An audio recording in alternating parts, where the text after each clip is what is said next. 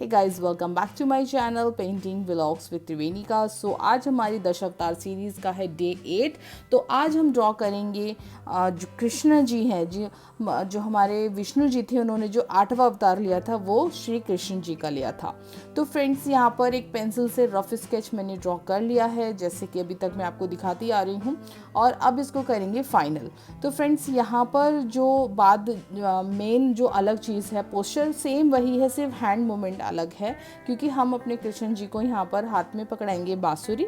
तो बांसुरी पकड़ाने के लिए जो हैंड मूवमेंट है वो बहुत ध्यान से देखना, क्योंकि यहीं पर है जो ऑलमोस्ट लोग बाग सब मिस्टेक कर देते हैं, और मुझसे भी होती थी।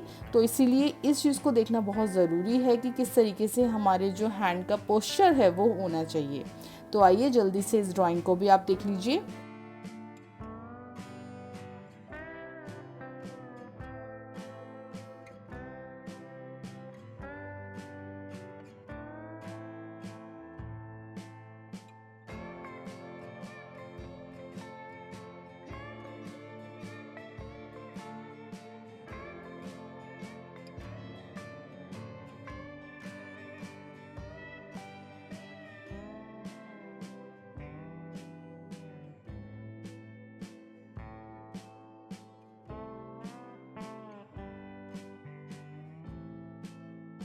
तो यहाँ पर जो मैंने कृष्ण जी का जो डिज़ाइनिंग की है वो एक्चुअली दो उनको पटके दिए हैं। एक पटका उनके हाथों में है और एक पीछे से, जैसा कि ट्रेडिशनल मधुबनी आर्ट में बनाया जाता है उस तरीके से है।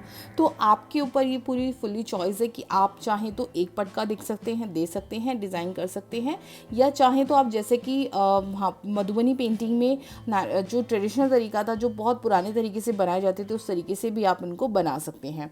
तो फ्रेंड्स, यहाँ पर जो सबसे मेन जो बात है जानने की वो यही है कि हमारे जो कृष्ण जी हैं वो एक पैर को क्रॉस करके खड़े होते हैं। जैसे कि हम सभी ने देखा है कि जब वो बांसुरी बजाते हैं तो एक उनकी जो खड़े होने की मुद्रा है वो बिल्कुल डिफरेंट होती है। राम जी जो थे वो सीधे खड़े थे, बट हमारे जो कृष्ण जी हैं उनका इस तरीके का पोस्चर होता है। आप अगर इस पेंटिंग को अगर आप थोड़ा सा और बढ़ाना चाहें, अभी तो हम दशावतार सीरीज़ है तो वहाँ पर तो खाली कृष्ण जी ही बनेंगे, बट अगर आप चाहें तो इनके साइड में राधा रानी जी को भी बना सकते हैं, और पीछे कदम का ट्री भी बना सकते हैं, और दो चार गायें भी बना सकते हैं। तो ये आपकी एक बहुत बड़ी जो बड़ी पेंटिंग जो होती है वो रेडी हो जाएगी। तो सेम एक पोस्चर रहता है, लेकिन चीज़ें एलिमेंट्स अलग होती जाती हैं, और इसीलिए जो मधुबनी पेंटिंग है उसकी यही खासियत है कि उसकी खूबसूरती उसके काम में झलकती है। तो चलिए जल्दी से कर लेते हैं यहाँ पर भी डिज़ाइनिंग।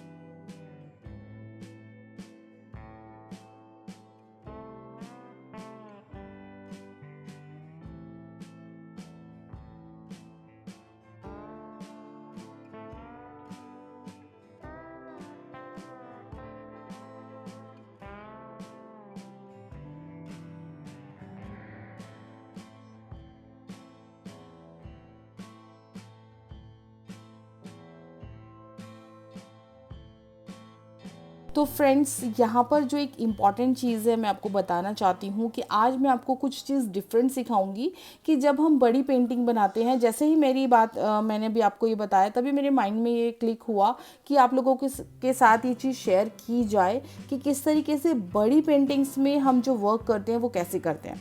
तो फ्रेंड्स, जब बड़ी पेंटिंग हम बनाते हैं तो वहाँ पे नेचुरली स्पेस बहुत ज़्यादा होता है, वर्क की जो डिमांड है वो भी बढ़ जाती है।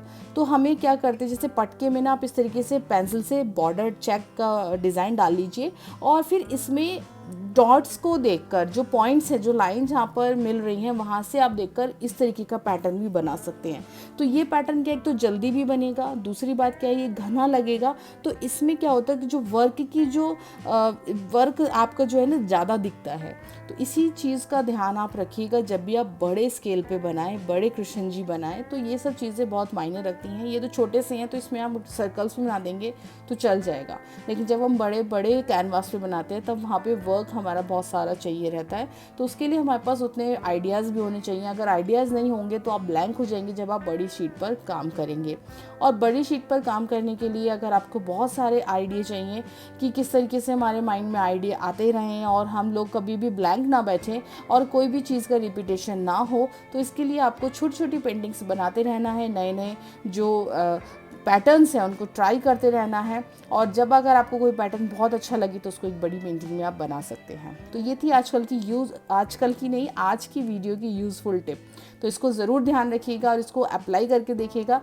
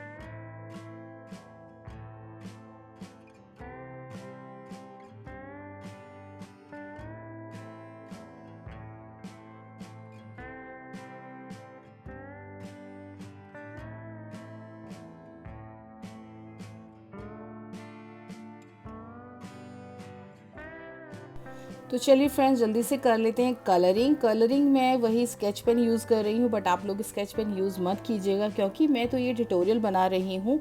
आप अगर इस पेंटिंग को अपने घर में लगाने के लिए बना रहे हैं, किसी को गिफ्ट देने के लिए बना रहे हैं, तो प्लीज़ मेक श्योर कि आप एक्रेलिक कलर्स यूज़ करें, क्योंकि एक्रेलिक कलर क्या होते हैं, फेड नहीं होते हैं, बट स्केच कलर टाइम के साथ फेड होना शुरू हो जाते हैं। तो फ्रेंड्स, यहाँ पर ये जो चीज़ें हैं आपको ध्यान रखनी है। और एक चीज़ जो हमेशा मैं आपको बोलती हूँ कि कॉम्प्लीमेंट्री कलर्स कीजिए। जैसे रेड के साथ पर्पल बहुत सुंदर लग रहा है, येलो का भी इसमें कलर आ रहा है, तो आप खुद ही देख सकते हैं कि जो हमारी कृष्ण जी की ड्रेस है वो कितनी एनहांस हो गई है। तो इसी चीज़ का बस छोटी छोटी चीज़ों का हम ध्यान रखते हैं। और ये फ्रेंड्स, कोई ऐसा नहीं है कि कोई बुक है वहाँ से आप पढ़ लें और सारा कुछ सीख जाएँ। ये आपको करते करते ही आता है, मुझे भी करते करते ही आया है। मैंने भी कहीं से ऐसा नहीं है कि सीखा है या कलर कॉम्बिनेशन करना देखा है, कहीं से नहीं। धीरे धीरे करते करते नॉलेज होती जाती है। जब हम इस फील्ड में, किसी भी फील्ड में हम उतरते हैं तो उसके एक्सपर्टीज़ हम होते जाते हैं धीरे धीरे। तो सेम यही मेरे साथ भी यही है फ्रेंड्स। तो इसीलिए मैं आप लोगों के साथ जो मैंने सीखा उसको मैं शॉर्ट में आप लोगों को बताती रहती हूँ, जिससे कि आप लोगों का उतना टाइम ना लगे और आप लोग जल्दी से एक अच्छी सी पेंटिंग बनाना सीख जाएं। मेरे चैनल का जो मेन मोटिव है वो यही है कि जो मिथिला आर्ट है इसको इन्हांस करें। हालांकि मैं मिथिलांचल एरिया की बिल्कुल भी नहीं हूँ, मैं दिल्ली से बिलोंग करती हूँ, लेकिन मेरा इंटरेस्ट इस पेंटिंग में इतना है कि मैंने अभी तक की जो मिथिलांचल रीजन की जितने भी कल्चरल्स होते हैं, रिचुअल्स होते हैं, उनके ऊपर बुक हैं और ये सब चीज़ें हैं, वहाँ के लोगों से बातचीत करके ये सब बहुत कुछ नॉलेज जो है गेन की है और उसी के बेसिस पे मैं आप लोगों को सब चीज़ें बताती रहती हूँ। तो मेरी बताई हुई कोई भी चीज़ ऐसी नहीं है कि ऑथेंटिक नहीं होगी, होगी ज़रूर होगी और आप लोगों को सीखने को भी बहुत कुछ मिलेगा।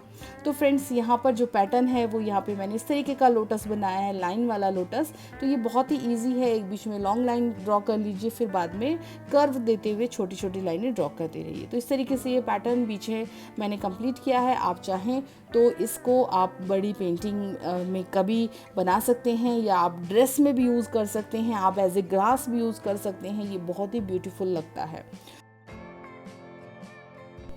तो फ्रेंड्स, आज की वीडियो में इतना ही। कैसे लगे आपको कान्हा जी मुझे ज़रूर बताइएगा। अगर आपको थोड़े से भी पसंद आए हैं या आपको बहुत पसंद आए तो प्लीज़ एक लाइक ज़रूर कीजिएगा। चैनल पे न्यू है तो सब्सक्राइब कर लीजिए और बेल आइकन हिट करना बिल्कुल भी मत भूलिएगा मेरी लेटेस्ट अपडेट्स के लिए।